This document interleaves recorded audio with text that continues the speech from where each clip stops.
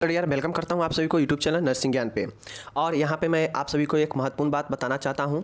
जितने भी हमारे डियर सेकेंड ईयर के स्टूडेंट हैं, मैं उनसे पूछना चाहता हूँ, सजेशन चाहता हूँ। आप लोग का राय होगा तो हम शुरू करेंगे, वरना जो ये चल रहा है रिवीजन यही चलने देंगे। ठीक है, देखिए अभी जो मैं करा रहा हूँ ये सब क्वेश्चन मैं पहले करा चुका हूँ, ऑलरेडी करा चुका हूँ। ठीक है, लेकिन दोबारा करा रहा हूँ। बहुत लोग कहते थे रिवीजन कराइए, तो दोबारा करा रहे हैं। ठीक है, बाकी मेरा कथन ये है कि जैसा कि जानते हैं कि आपका एग्ज़ाम 8 मई से होने वाला है। अब ये 8 मई से एग्ज़ाम होने वाला है तो 5 तारीख तक ही आप पढ़ाई कर सकते हैं। उसके बाद जो है भाग दौड़ शुरू हो जाएगा।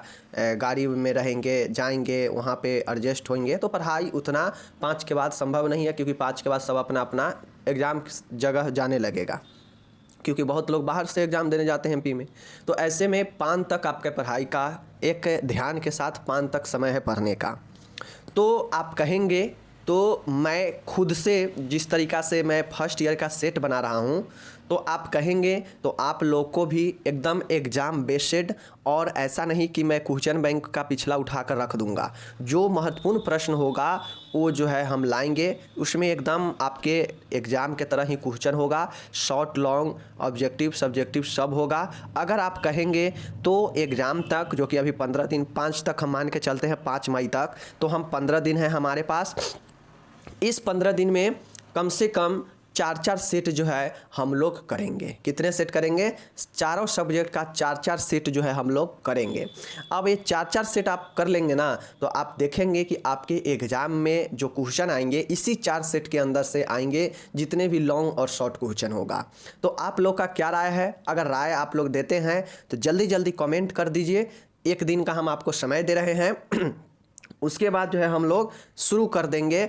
अगर आप लोग चाहेंगे, मैक्सिमम लोग ये कमेंट करेंगे कि सर क्वेश्चन पेपर ही शुरू कीजिए, सेट ही लाइए, तो फिर हम सेट ही लाएंगे। और सेट लाने का मकसद ये है कि आप उस सेट को जो है डेली बाय डेली तैयार करते चले। समझ लीजिए ना, क्योंकि अब वो समय नहीं है आपके पास कि 1 दिन में ये क्वेश्चन पढ़े और 1 दिन में ये क्वेश्चन याद करे। आपको अब मेहनत करे पड़ेंगे, मैक्सिमम 1 दिन में क्वेश्चन पढ़ना पड़ेगा, याद करना पड़ेगा, तो ही एग्ज़ाम में आप अच्छे से नंबर ला पाएंगे। तो आप लोग का क्या विचार है, कमेंट कीजिए। अगर आप लोग का विचार होगा तो जो है हम जो है इसको स्टॉप कर देंगे। ये जो रिवीजन वाला है इसको स्टॉप कर देंगे, और जो क्वेश्चन सेट होगा वह डेली बाय डेली आते रहेगा। समझ गए? और उसी क्वेश्चन सेट के अनुसार आप भी तैयारी करते चलेंगे। तो 5 तारीख तक आप जो है क्वेश्चन सेट आएगा, और 5 तारीख तक भी अगर आप पढ़ लेते हैं, टोटल क्वेश्चन सेट का तैयारी कर लेते हैं, तो आपको लगभग 80% क्वेश्चन इसी सेट से आने वाला है। तो आप लोग का क्या विचार है कहिए। हम तो फर्स्ट ईयर का शुरू कर दिए हैं लाना, और आप लोग का अगर विचार होगा तो सेकेंड ईयर का भी लाएंगे। आप लोग अपना कमेंट जरूर दागिएगा। ठीक है, चलिए देखिए, पहला प्रश्न है आपके सामने में, अमावती ज्वर किसे कहते हैं, इसके कारण, लक्षण, निदान एवं प्रबंध लिखिए। देखिए, अमावती ज्वर जो होता है ना, रूमेटिक फीवर, आप सभी से क्वेश्चन पूछता है रूमेटिक हार्ट डिजीज RHD, या फिर आपसे पूछेगा रूमेटिक फीवर। अब देखिए, ये जो रूमेटिक फीवर है ना, यही फीवर जो है क्या करता है कि व्यक्ति के अंदर हार्ट डिजीज भी उत्पन्न कर देता है। तो जो रूमेटिक फीवर्स के बाद जो हार्ट का डिजीज होता है, वही रूमेटिक हार्ट डिजीज कहलाता है। समझ गए ना? ये आपका रूमेटिक फीवर है, अमावती ज्वर है, और यही अमावती ज्वर जो है व्यक्ति के अंदर हृदय रोग पैदा करता है, जिसको हम लोग रूमेटिक हार्ट डिजीज कहते हैं। समझ गए? चलिए देखते हैं क्वेश्चन को क्या होता है, देख लीजिए। ग्रुप ए के बीटा हेमोलाइटिक स्ट्रेप्टोकोकी के कारण होने वाला सिस्टेमिक इन्फ्लामेशन है। इसमें बच्चे में बुखार, 1 या अधिक जोरों में तीव्र दर्द होता है, सूजन व अकड़न होती है। इसे अमावती ज्वर भी कहते हैं। ठीक है, इसके बाद अक्सर हृदय शोथ हो जाता है, और यही जो है आपका क्या कहलाता है, रूमेटिक हार्ट डिजीज कहलाता है। इस रूमेटिक फीवर के बाद अक्सर जो है हृदय का रोग हो जाता है, जिसे हम लोग रूमेटिक हार्ट डिजीज बोलते हैं। जिसको समझ गए ना? तो ये किसके कारण होता है? यह ग्रुप ए के जो बेटा हीमोलाइटिक स्ट्रेप्टोकोकी जो होता है ना, इसके कारण यह होता है और यह एक सिस्टेमिक इन्फ्लामेशन है। इसमें बच्चे में बुखार, एक या अधिक जोड़ों में तीव्र दर्द, मतलब इसमें जो बुखार होता है, बुखार के साथ में एक या एक से अधिक ज्वाइंटों में दर्द होता है, सूजन होता है और अकड़न होता है। समझ गए? इससे जो है अमावती ज्वर कहते हैं। और इसके होने के बाद अक्सर जो है बच्चे में कार्डिटाइटिस यानी हृदय शोथ होता है, जिसे आरएचडी बोलते हैं। समझ गए? चलिए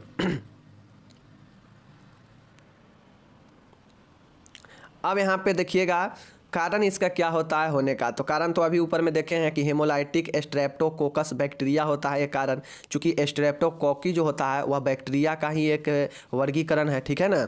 अनुवांशिक यह अनुवांशिक भी होता है, ठीक है ना, हेरिडेटरी भी होता है। श्वसन तंत्र का संक्रमण, अगर रिस्पायरेटरी ट्रैक्ट इन्फेक्शन, चाहे आपका श्वसन तंत्र में कोई संक्रमण हो, उसके कारण भी यह जो है रूमेटिक जो है फीवर होता है। तो क्या समझे आप लोग? ज़्यादा लक्षण नहीं है, बस इसका कारण में हेमोलाइटिक स्ट्रेप्टोकोकी बैक्टीरिया होता है, या फिर यह अनुवांशिक भी हो सकता है और श्वसन तंत्र में संक्रमण भी इसका कारण बनता है। ठीक है, चलिए लक्षण क्या होता है, इसके होने के बाद क्या क्या लक्षण दिखते हैं देख लीजिए। जैसे तेज बुखार आना, हाइपरपेरेक्सिया, जिसको रूमेटिक फीवर आता है, तेज बुखार आता है, जोड़ों में दर्द व सूजन रहता है, जो कि ऊपर आप लोग देखे हैं। त्वचा पर लाल चकत्ते होते हैं, एर्थेमा मैग्नीटम, ठीक है। गांठें बनना, सबक्यूटेनियस नूडल्स फॉर्मेशन कोरिया, मतलब गांठें बनना। जो मायोकार्डियम होता है, मतलब जो हृदय का जो मध्य परत होता है उसमें गांठें बनना, और इससी ESR जो है लेवल उसमें वृद्धि हो जाता है, ठीक है। उसके बाद है सांस लेने में परेशानी, डिस्पैनिया होता है। धड़कन तेज होना, टेकीकार्डिया होता है। हृदय से मरमर की ध्वनि, कार्डियक मरमर होता है। सूखी खांसी यानी नॉन प्रोडक्टिव कफ होता है। तो ये सब जो है आपके लक्षण होते हैं रूमेटिक हार्ट डिजीज के। समझ गए? यह हृदय से लेकर और ज्वाइंट से लेकर व्यक्ति के जो है परेशानी रिस्पायरेशन तक करता है इस डिजीज में। समझ गए? चलिए कुछ और लक्षण है। भूख नहीं लगता है, बुखार वाला पेशेंट को तो भूख नहीं लगता है। कमजोरी व बेचैनी होगा, जब भूख नहीं लगेगा तो कमजोरी होगा ही होगा। कोरिया होता है, मतलब मसल्स में जो है संकुचन जो है इनवॉलेंटरी रूप से जो है होने लगता है। तो यही जो है आपका होता है लक्षण। ओके, निदान क्या होता है, निदान देख लीजिए, डायग्नोसिस देख लीजिए। किसी भी पेशेंट के लिए फिजिकल एग्जामिनेशन, इतिवृत्ति लेना, लक्षण की उपस्थिति की जांच किया जाता है, जैसे जॉइंट पेन है, ठीक है ना, जैसे हृदय में टेकीकार्डिया है, भूख नहीं लग रहा है, कमजोरी है, तो ये सब का जो है लक्षण का जांच किया जाता है। ब्लड जांच किया जाता है, जैसे ऊपर में देखे हैं लक्षण में कि ESR में वृद्धि हो जाता है, तो यह WBC के काउंट इसलिए किया जाता है कि इन्फेक्शन होगा तो पता चलेगा, ठीक है। ESR का वृद्धि है या लो है इसका पता चलेगा ब्लड इन्वेस्टिगेशन से। एल्बुमिन यूरिया का टेस्ट किया जाता है, और ECG किया जाता है। समझ गए ना, ECG व्यक्ति का हार्ट का किया जाता है, क्योंकि इस फीवर में हार्ट भी बहुत अधिक प्रभावित होता है, ठीक है। और साथ में एक्सरे भी किया जाता है चेस्ट का, ठीक है। तो ये आपके कुछ निदान होता है जिसको आप लोग देख लिए हैं, और इको टेस्ट भी होता है। ओके, चलिए नेक्स्ट क्वेश्चन आपके सामने में है मैनेजमेंट। इसका प्रबंध निम्न प्रकार किया जाता है, मतलब इसका जो है प्रबंध जो है इसका मैनेजमेंट कैसे करेंगे इस रोग का, चलिए देखते हैं। मैनेजमेंट देखिए, यहाँ पे मैनेजमेंट में आपको पता चलेगा कि सबसे पहले बैक्टीरिया है, इन्फेक्शन है, तो इन्फेक्शन के लिए एंटीबायोटिक देते हैं, जैसे एरिथ्रोमाइसिन, पेनिसिलिन, पिपरासिलिन, सल्फेडियाजाइन, ये सब जो है आपके होते हैं एंटीबायोटिक। और मैं फिर से बता रहा हूँ, एंटीबायोटिक की याद करना पड़ेगा, बहुत सारे रोगों में आपको एंटीबायोटिक लगता है, देना पड़ता है संक्रमण से बचाव के लिए। तो एंटीबायोटिक में पेनिसिलिन, एरिथ्रोमाइसिन, पिपरासिलिन, एमॉक्सिसिलिन, ठीक है। तो ये सब जो है आपके क्या चीज़ है, एंटीबायोटिक है, ठीक है। चलिए नेक्स्ट देखिएगा, रोगी को सेलिसिलेट औषधि दी जाती है, जैसे एस्पिरिन। रोगी को क्या दिया जाता है, एस्पिरिन दिया जाता है, जो कि सेलिसिलेट औषधि होता है। ओके, नेक्स्ट देखिएगा, यहाँ पे रोगी को आवश्यकता अनुसार अन्य दवाइयाँ दिया जाता है, जैसे एंटीमेटिक्स उल्टी रोकने के लिए, एंटीहिस्टामिन मतलब एलर्जी के उपचार के लिए, ठीक है। उसके बाद रोगी को स्टेरॉयड दिए जाते हैं, जैसे प्रेडनिसोलोन। स्टेरॉयड क्या करता है, व्यक्ति को दर्द और सूजन को कम करता है, तो यह स्टेरॉयड जैसे प्रेडनिसोलोन दिया जाता है। ठीक है, अब नर्सिंग, इसके लिए नर्सिंग देखभाल क्या क्या करेंगे देख लीजिए। नर्सिंग देखभाल में जो है बालक को पूर्ण आराम प्रदान करना चाहिए, बिल्कुल सही है। डॉक्टर के निर्देशानुसार सभी दवाइयाँ समय पर देंगे, बिल्कुल सही बातें हैं। नेक्स्ट क्वेश्चन यहाँ पे आप लोग देखिएगा। नेक्स्ट है, रोगी को संक्रमण से बचाने के लिए एंटीबायोटिक औषधि दे व संक्रमित व्यक्ति से न मिलने दे, बिल्कुल सही है। बालक को आरामदायक बिस्तर उपलब्ध कराए व वातावरण शांत रखे, ठीक है ना। उसके बाद है, बालक को कम नमक भोजन पर्याप्त मात्रा में तरल देना चाहिए, ठीक है। तो ये सब जो है आप प्रबंध में लिखना पड़ता है, और मैं आपको बार बार बता चुका हूँ, नर्सिंग प्रबंध में ये 5 लाइन लिख देने से काम आपका नहीं चलने वाला है। नर्सिंग प्रबंध का मतलब होता है कि आप उस बीमारी के बारे में कितना जानते हैं, उस बीमारी के आप कैसे देखभाल करेंगे, आप किसी भी चीज़ का आप देखभाल कैसे करेंगे, जब उसके बारे में आपको अच्छे से पता रहेगा कि उसमें क्या क्या प्रॉब्लम होगा, व्यक्ति को क्या क्या चीज़ें ज़रूरत होगा, तो उन सभी को ध्यान में रख के आपको पॉइंट बनाना पड़ता है, और उस पॉइंट के अंदर जो है आपको 4-4 5-5 लाइनें लिखना पड़ता है, और वही जो है आपके मेन रूप से नर्सिंग प्रबंध होता है। ठीक है, चलिए हम लोग चलते हैं नेक्स्ट क्वेश्चन में। नेक्स्ट क्वेश्चन यहाँ पे देखिएगा, क्वेश्चन है वर्म इन्फेस्टेशन आपसे पूछेगा, कृमि संक्रमण के बारे में आपसे पूछेगा कि कृमि संक्रमण या कृमि वर्म्स क्या होता है, इसके प्रकार, लक्षण, उपचार और बचाव लिखे। मैं पहले बता देता हूँ, इसका जो कृमि होता है 3 प्रकार याद रखना पड़ेगा, ठीक है।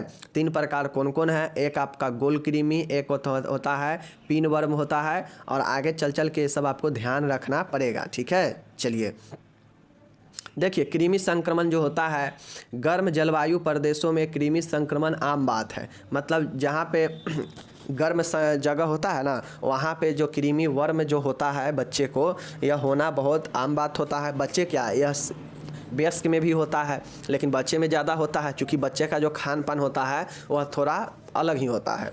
कुछ भी वो जो है खाने के लिए हमेशा प्रेरित रहता है, समझ गए।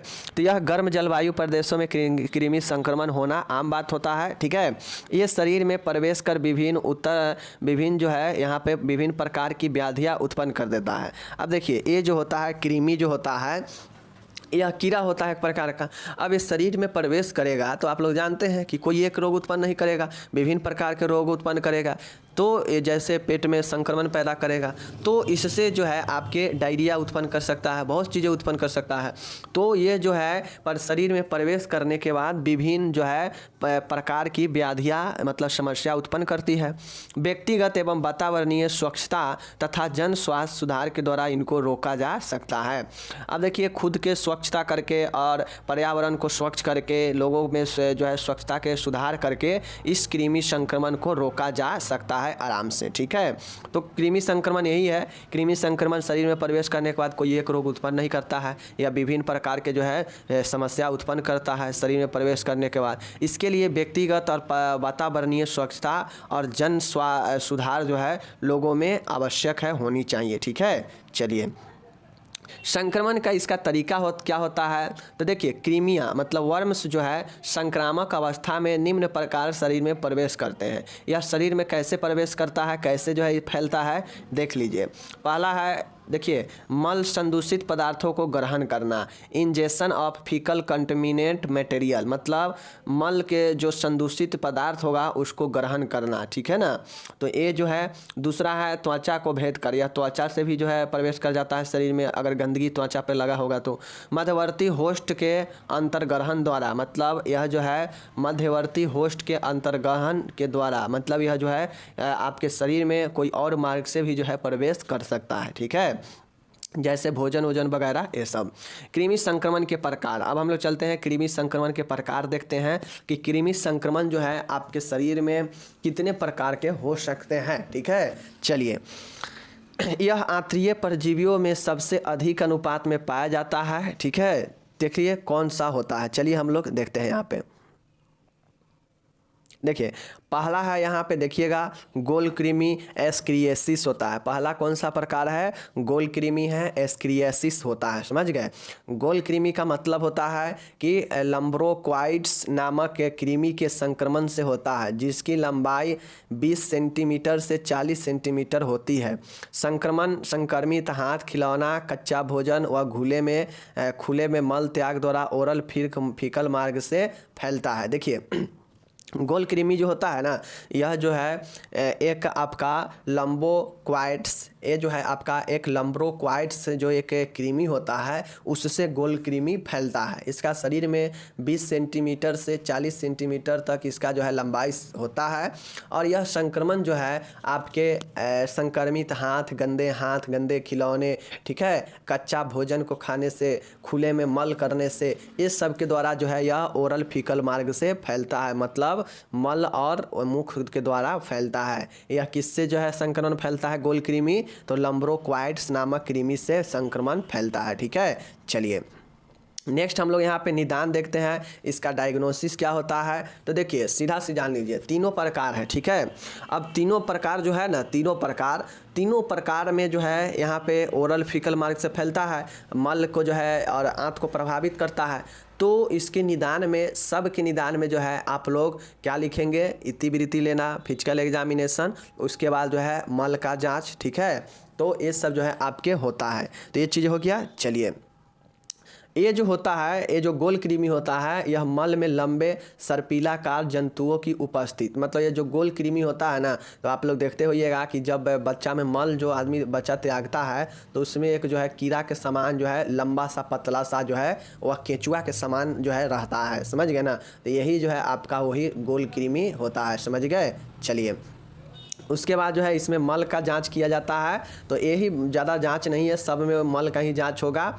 बाकी लक्षण इसमें क्या क्या होता है, तो आप समझिए कि किसी को अगर पेट में कीड़ा होता है तो क्या होता है? पेट में कीड़ी खाने का मन नहीं होता है। समझ गए? भूख कम लगता है, भूख कम लगेगा तो शरीर कमजोरी होगा, वजन भी कम जाएगा। ठीक है, वृद्धि रुक जाएगा चूँकि बच्चा में है। पेट में दर्द होगा, पेट में ऐंठन होगा। ठीक है, खाद्य पदार्थ जो पीका होता है ना, पाइका मतलब अप्राकृतिक रूप से, जैसे चौक, डस्टर, राख, ये सब को बच्चा खाता है ना, तो वो पेट में कीड़ा होने के बाद ही उसका मन जो है करता है इधर उधर के चीज़ों खाने का। ठीक है, साथ ही चिड़चिड़ेपा होता है, डायरिया हो सकता है, और कभी कभी जो है आपके आंत को भी अवरोध कर सकता है। समझ गए? तो ये सब जो है लक्षण इसका होता है गोल कृमि में, या फिर कोई भी कृमि होगा। ठीक है, इसका उपचार क्या होता है? तो देखिए उपचार जो होता है बड़ी आसान है। इसमें जो है आपके क्या क्या दिया जाता है, देखिए मेबेंडाजोल 100 मिलीग्राम सुबह शाम 3 जो है दिया जाता है 3 दिन तक। कौन सा? मेबेंडाजोल। ठीक है, पिपराजिन साइट्रेट 2 ग्राम 10 किलो भार तक, 3 ग्राम 10 से 20 किलो भार तक, और 4 ग्राम 20 किलो के भार से अधिक तक। क्या चीज़? पिपराजिन साइट्रेट दिया जाता है बच्चों में। ठीक है, तीसरा यहाँ पे देखिएगा टेट्रामिजोल एक खुराक दिया जाता है। तो यही जो है आपके इसका उपचार होता है। ठीक है, उपचार में मेबेंडाजोल, पिपराजिन साइट्रेट और टेट्रामिजोल याद रखिएगा, गोल कृमि के पहला उपचार। ठीक है, चलिए दूसरा यहाँ पे आप लोग देखिएगा सूची कृमि या धागा कृमि। इसी को हम लोग बोलते हैं पिनवर्म, या इसी को बोलते हैं थ्रिडवर्म, या इसी को बोलते हैं इंट्रोबियासिस बर्मीकुलेरेसिस। समझ गए? तो एक चीज़ को जो है आपको ध्यान रखना पड़ेगा, इस चीज़ को जो है आपको ध्यान रखना पड़ेगा कि पिनवर्म से ही नाम याद रखिए, अच्छा याद रहेगा। पिनवर्म या सूची कृमि होता है। ठीक है, देख लीजिए पिनवर्म क्या है। पहला था स्क्लेरोसिस था, मतलब गोल कृमि था। अब हम लोग देख रहे हैं पिनवर्म देख रहे हैं। ठीक है, यह छोटे बच्चों में व टोडलर्स में अधिकांशतः पाया जाता है। टोडलर्स मस्ट कहा जाए तो 1 से 3 वर्ष। ठीक है, और छोटे बच्चों में यह ज़्यादा पाया जाता है पिनवर्म। पिन कृमि सफ़ेद रंग के पिन की आकार के 1.5 सेंटीमीटर लंबी होती है। यह निम्न आंत में, मतलब आंत के निचले भाग में निवास करती है, जहाँ से अंडे त्यागने के लिए समानतः रात में गुदा से बाहर आती है। देखिए पिन वर्म जो होता है ना, वो पिन वर्म क्या होता है कि देखते होइएगा मल में एक तो ऊपर वाला गोल कृमि पढ़ाए हैं, तो एक तो होता है केचुआ के समान बड़ा सा जो है होता है, समझ गए ना, और वह जो है इधर से उधर लमड़ता है, जो मल में आता है, मल के साथ में। एक देखते होइएगा कि एक बच्चा मल त्यागता है ना, तो उसमें जो है वाइट छोटा छोटा जो है कीड़ा रहता है, छोटा छोटा कीड़ा रहता है, तो वही जो है पिन वर्म रहता है, समझ गए ना। तो ये चीज़ें समझ गए, जिसका आकार 1.5 सेंटीमीटर होता है, सफ़ेद रंग का यह होता है, जो कि आंत के निम्न वाले भाग में पाया जाता है। निम्न वाले भाग में होने के कारण जो है यह रात में गुद्दा से बाहर, एनल से बाहर आता है और जो है क्या करता है, अपना अंडे त्यागने के प्रयास करता है। चीज़ को समझ गए। यह किस में ज़्यादा होता है, पिन वर्म छोटे बच्चे और टॉडलर्स में ज़्यादा होता है, समझ गए। चलिए, ये फैलता कैसे है? फैलता सेम कंडीशन है कि आप गंदे खिलौने से, टॉयलेट गंदा सीट होगा, गंदा कपड़ा होगा, तो ये सब से जो है आपका फैलता है। साथ ही गुद्दा को अगर खुजलाते हैं तो गुद्दा, जो बच्चा अगर गुद्दा को खुजलाएगा और गुद्दा के खुजलाने के बाद मुंह में अपना उंगली लगाएगा तो उसको जो है ये होने का चांसेज होगा। चूँकि आप लोग ऊपर अभी देखे हैं कि यह जो पिन वर्म होता है यह गुद्दा से बाहर आने का प्रयास करता है और अंडे त्यागने का कोशिश करता है, ठीक है। तो जिससे होता है कि अगर कोई बच्चा अपना उंगली गुद्दा में लगाएगा और फिर वह मुंह के आसपास ले जाएगा तो उसको जो है फैल जाएगा, ठीक है। तो यह जो है संचार का माध्यम है। साथ ही संक्रमित खिलौना, टॉयलेट सीट्स, गंदे कपड़े भी इसका फैलने का कारण होता है पिन वर्म का, ठीक है। लक्षण क्या होता है देख लीजिए। मल द्वार के आसपास खुजली होगा, क्योंकि वहाँ पे अंडा त्याग करता है तो काटेगा तो खुजली होगा ही होगा। भूख नहीं लगेगा, वही बातें है, जब कीड़ा रहेगा पेट में भूख नहीं लगेगा, ठीक है।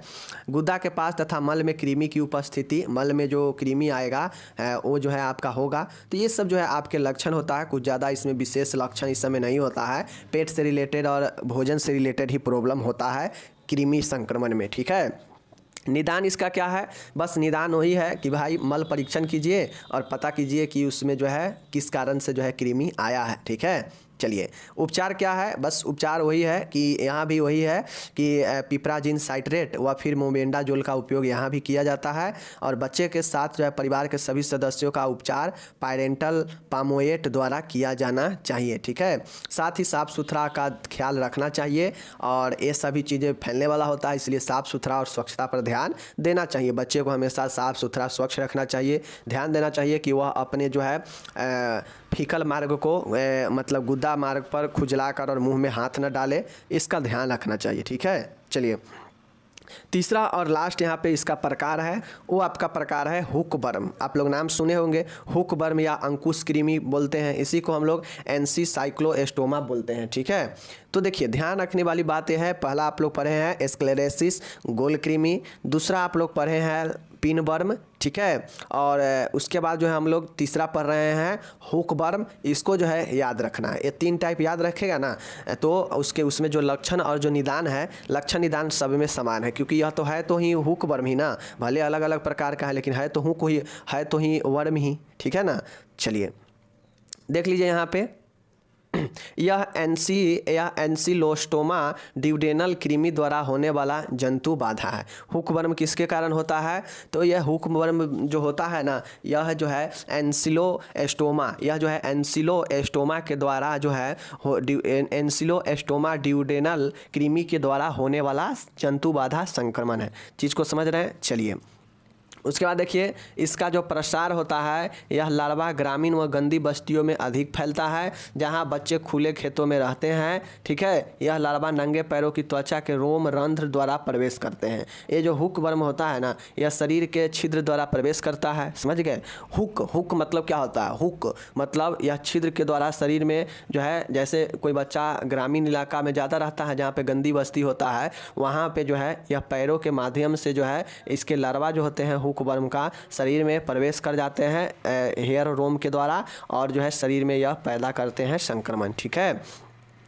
इसका लक्षण क्या होता है? तो देखिए, इसके लक्षण थोड़ा अलग हो सकते हैं, जैसे निरंतर बढ़ा हुआ एनीमिया, व्यक्ति में जो है लगातार एनीमिया रहेगा, बच्चा में भूख नहीं लगेगा, एनोरेक्सिया, ठीक है। उसके बाद कुपोषण होगा, वजन में कमी होगा, एपिगैस्ट्रिक पेन होगा, पाइका होगा। तो लगभग इसमें जो लक्षण होगा वो सभी के सभी समान ही होगा। तो इस चीज़ को समझ गए। चलिए, निदान क्या होता है? बस निदान वही है कि मल परीक्षण करें और रक्त में एसनोफिल का जो है चेक करें, ठीक है, एसनोफिलिया का जो है चेक करना चाहिए रक्त में, और साथ में मल का परीक्षण करना चाहिए। ओके, इसका अब उपचार क्या होगा? तो देखिए उपचार वही है, कुछ नहीं है। यहाँ पे एक चीज़ ध्यान दीजिएगा कि जो वहाँ पे आप लोग अभी तक पिपराजिन देख रहे थे और पिपराजिन जो देख रहे थे, तो यहाँ पे जो है पिपराजोन के जगह पर एल्कोपार, यहाँ पे एल्कोपार दिया जाएगा। 2.5 mg 5 वर्ष से छोटे बच्चे को, 5 वर्ष से अधिक को 5 ग्राम दिया जाता है, ठीक है। दूसरा देखिएगा टेट्रामाजोल का उपयोग किया जाता है, टेट्रामीजोल का उपयोग किया जाता है, यहाँ भी टेट्रामाजोल है ही, ठीक है। बाकी देखिए इसका रोकथाम कैसे किया जाएगा, तो इसका रोकथाम जो होगा मेजर ऑफ प्रिवेंशन, तो इसमें जो है स्वच्छता का देखभाल, ठीक है, फल फूल सब्जियां ये सब का जो है देखभाल यहाँ पे किया जाता है। तमाम तरीके की इसको रोकथाम जो है इस प्रकार से कर सकते हैं, जिससे जो है यह गंदगी बच्चे में ना फैले। किन किन चीज़ों का उपाय करेंगे जिससे बच्चे को ये संक्रमण ना हो, गोल कृमि या फिर पिनवर्म या फिर हुकवर्म, तो ये सब जो है आप तमाम तरीके की चीज़ें कर सकते हैं, ठीक है। जैसे खाने के पहले जो है हाथ को अच्छे से धोना चाहिए बच्चे को। उसके बाद है फल एवं सब्जी स्वच्छ पानी से धोकर उपयोग करें। बच्चे को डायपर गीला होने पर तुरंत बदले। टॉयलेट सीट और फर्श के रोगाणुमुक्त रखना चाहिए, ताकि बच्चे अगर चले जाए धोखा से भी तो वह साफ रहे, तो वो ना फैले। बच्चे को मुंह में उंगली डालने व नाखून से चबाने से रोकना चाहिए। उसके बाद है बच्चे को टॉयलेट में ही मल त्याग करना सिखाए, ज़मीन पर नहीं, क्योंकि इससे फैलता है, ओरल फीकल मार्ग से खुली वातावरण में करने से फैलता है सब, ठीक है। चलिए, तो इस प्रकार से जो है आप इसका देखभाल कर सकते हैं। लास्ट क्वेश्चन यहाँ पे है आपका, डाउन सिंड्रोम या मंगलवाद क्या है समझाए। आपसे क्वेश्चन पूछता है, डाउन सिंड्रोम नहीं देगा, कह देगा मंगलवाद के बारे में अच्छे से बताएं 5 नंबर में, ठीक है। तो देखिए मंगलवाद कहे या फिर डाउन सिंड्रोम कहे, दोनों वही चीज़ें हैं। चलिए इसको जो है हम लोग देखते हैं। यहाँ पे देख लीजिए डाउन सिंड्रोम क्या होता है। देखिए डाउन सिंड्रोम शिशुओं में पाए जाने वाली गुणसूत्रीय असमानता है। सबसे पहले जान लीजिए डाउन सिंड्रोम जो होता है यह आपका क्या होता है कि बच्चा में यह जो है होता है, तो यह एक गुणसूत्रीय, एक क्रोमोसोमिनल जो है आपका एबनॉर्मेलिटी जो होता है, जहाँ पे बच्चे में गुणसूत्रीय असमानता के कारण यह होता है डाउन सिंड्रोम, ठीक है। 1000 जीवित बच्चों पर एक में यह रोग पाया जाता है। मतलब अगर कोई बच्चा 1000 जन्म लेता है, इस 1000 में से एक बच्चा जो होता है वह जो है इस डाउन सिंड्रोम से पीड़ित होता है, ठीक है।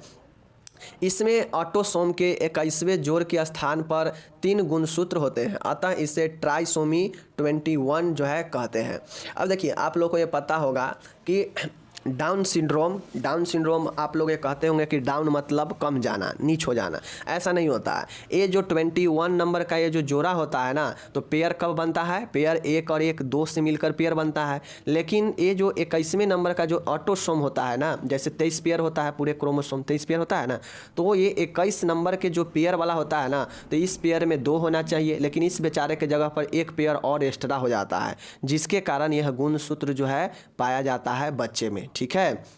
तो क्या कहेंगे कि 21वें जोड़े के स्थान पर 3 गुणसूत्र होते हैं और इसे हम लोग ट्राइसोमी 21 कहते हैं। यह 1000 बच्चों पर एक में होता है और यह एक गुणसूत्रीय असमानता है। समझ गए डाउन सिंड्रोम के बारे में। चलिए अब डाउन सिंड्रोम के क्या क्या लक्षण होते हैं, महत्वपूर्ण इसका लक्षण ही है। देख लीजिए अगर किसी को डाउन सिंड्रोम होता है तो जान लीजिए उसमें क्या क्या लक्षण होते हैं।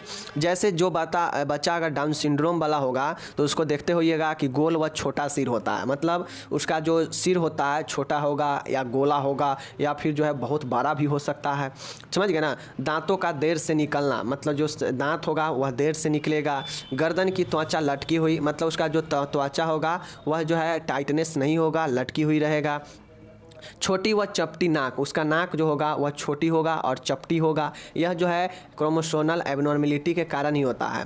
ऊंचा व संकरा तालू, अंदर से उसका जो तालू होगा, पैलेट जो होगा वह क्या होगा, ऊंचा होगा और फैला होगा, ठीक है।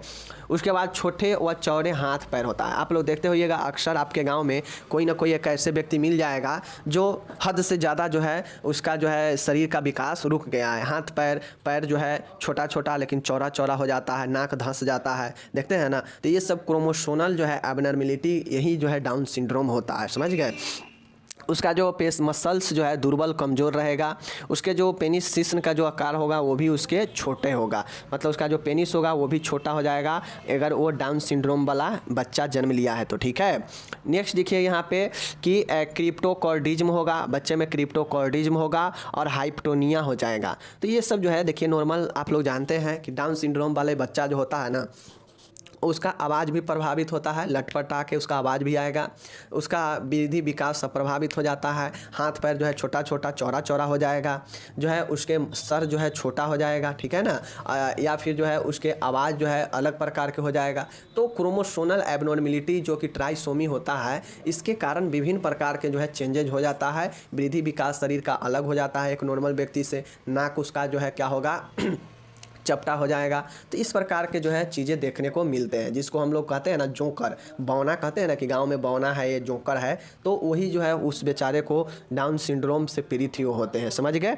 चलिए अब इसका मैनेजमेंट कैसे होता है देख लीजिए। देखिए डाउन सिंड्रोम चूँकि यह एक आपका जन्मजात समस्या होता है और सारे जन्मजात समस्या जो होता है जिसको ठीक किया जाता है, मतलब ये डाउन सिंड्रोम होता है, एक क्रोमोसोमल ही प्रॉब्लम होता है, तो इसमें कैसे चेंज करेगा कोई, तो इसके लिए कोई निश्चित उपचार नहीं है डाउन सिंड्रोम का। लेकिन हाँ इसके साथ अगर कोई अन्य समस्या दिखे, उसका लक्षण दिखे तो उस लक्षण का उपचार किया जाता है जटिलताओं से बचने के लिए। ठीक है, तो यह प्रबंध हो गया। बाकी यहाँ पे देखिए इसका और जो है हम लोग क्या क्या जो है चीज़ें को देखेंगे। यदि कोई जन्मजात विकार हो, कॉन्जेंटल डिसऑर्डर हो, तो शल्य क्रिया द्वारा ठीक किया जाता है। जैसे आप लोग को पता है कि क्लब फुट मुग्दरपाद होगा, या फिर VSD होता है, वेंट्रिकुलर सेप्टल डिफेक्टेड होता है, ठीक है ना, या फिर बहुत प्रकार स्पाइना बाइफिरा है, ये सब जन्मजात रोग होता है, हाइड्रोसेफलस होता है। तो ये सब अगर हुआ है इसके कारण, क्रोमोसोमल के कारण, तो उसके लक्षण का जो है यहाँ पे ठीक किया जाता है, लेकिन डाउन सिंड्रोम के ठीक नहीं किया जाता है। संक्रमण की स्थिति में एंटीबायोटिक्स दिए जाते हैं, अगर लक्षण कोई संक्रमण का दिखता है तो उसे एंटीबायोटिक देते हैं। नेक्स्ट देखिएगा, संचार कौशल में सुधार के लिए स्पीच थेरेपी दिया जाता है।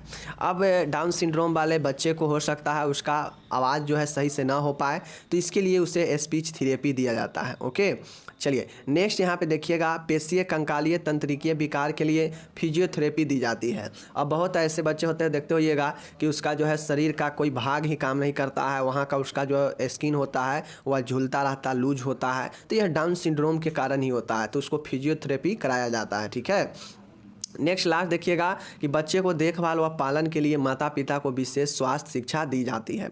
अब इस प्रकार से जो डाउन सिंड्रोम से पीड़ित बच्चे होते हैं उसके देखभाल के लिए माता पिता को उसको शिक्षा दिया जाता है। ठीक है, चलिए तो हम लोग यहाँ पे अब हो गया समाप्त 3 क्वेश्चन।